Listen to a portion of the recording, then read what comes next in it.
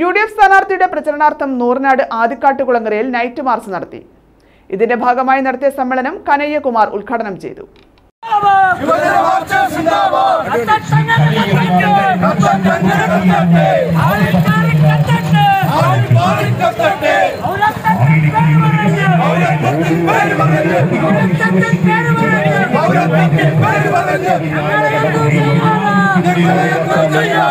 Mavelikkara parliament മണ്ഡലം UDF സ്ഥാനാർത്ഥി കൊടിക്കുന്നിൽ സുരേഷിന്റെ തെരഞ്ഞെടുപ്പ് പ്രചരണാർത്ഥമാണ് നൂറനാട് ആദിക്കാട്ടുകുളങ്ങരയിൽ നൈറ്റ് മാർച്ച് സംഘടിപ്പിച്ചത്.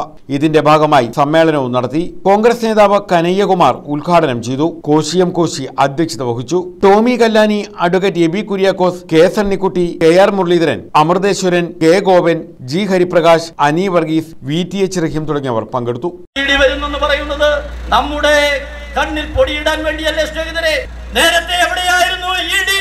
നിങ്ങൾക്കറിയാം, ഒന്നാം പിണറായി വിജയന്റെ കാലത്ത്, ആ കാലത്ത് സ്വർണ്ണ കള്ളക്കടത്തിനെ കുറിച്ച് ഒരു സ്ത്രീ നല്ല മലയാള ഭാഷയിൽ, നല്ല ഇംഗ്ലീഷ് ഭാഷയിൽ, സിമ്പിൾ ഇംഗ്ലീഷിൽ പറഞ്ഞു. സ്വർണ്ണ കള്ളക്കടത്തിന്റെ പ്രധാനപ്പെട്ട കേന്ദ്രം മുഖ്യമന്ത്രിയുടെ ഓഫീസാണെന്ന് പറഞ്ഞു.